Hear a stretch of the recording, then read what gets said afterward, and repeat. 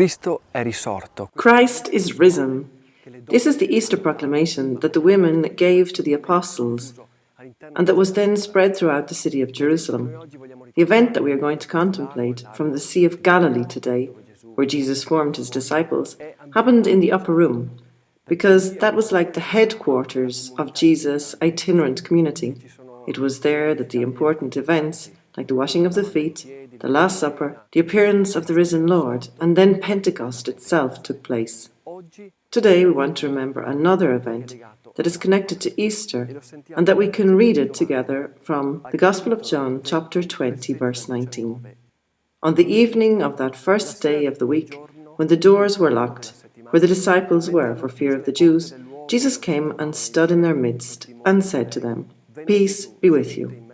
This happened on the evening of Easter itself.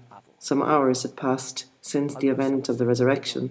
They were all closed in the upper room because they were afraid. They were afraid of ending up like their master. They were afraid because even though some of them believed that he had risen, still for some of the disciples, they weren't so quick to believe and were still shocked on hearing the women's proclamation. For others, Jesus' body had been stolen. So there was confusion and bewilderment. They were closed in, and they wanted to stay there united in their fear, waiting for something else to happen. And this event did take place in the evening. Jesus appeared among them, and he said, "Peace be with you." 3 times in this scripture passage, 3 times the Lord brought and gave to his disciples the first gift of his resurrection, which is peace. And when we hear the word peace, which is an overworked expression, if we look in the dictionary, we can find the explanation as an absence of armed conflict among nations, serenity and tranquility of conscience. In truth, the concept that underlies the word peace is the concept of the Jewish shalom, a word that is often used even today. It's a greeting. So when you meet someone, you say shalom. This root of shalom is very important, and it includes many aspects if we were to translate it into English. It means well-being. Shalom is prosperity. Shalom is completedness and fullness, integrity and harmony.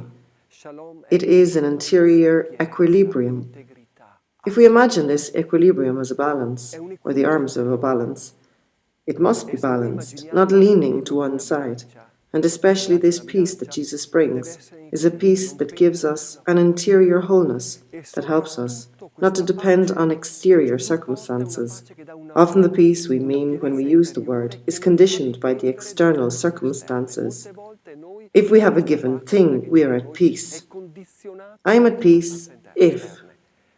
The peace that the Gospel speaks about, which is a gift from Jesus for Easter, is a peace without conditions, unconditional, that is even capable of changing the circumstances around us. Jesus, right here on this lake, was awakened by his disciples because there was a storm.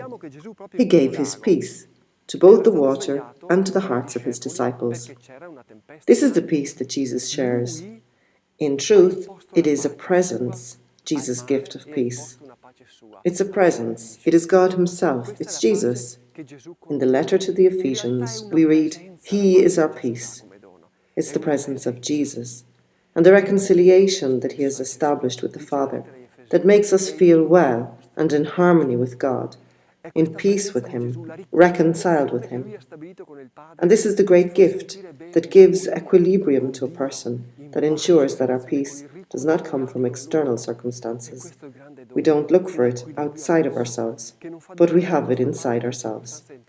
We are unaffected if we have Jesus' peace. And so, Christ is risen, and he gives us his peace, the peace that helps us to overcome all that is going on around us. Too often, we give in to anxiety and worry, but the Lord does not want this. He desires that the peace he gives us, which is his presence in our hearts, becomes contagious and gives peace to all our circumstances. Lord, give us your peace today, peace that the world cannot give, and may it always be present in our hearts and in our spirits. Until the next time from the Sea of Galilee.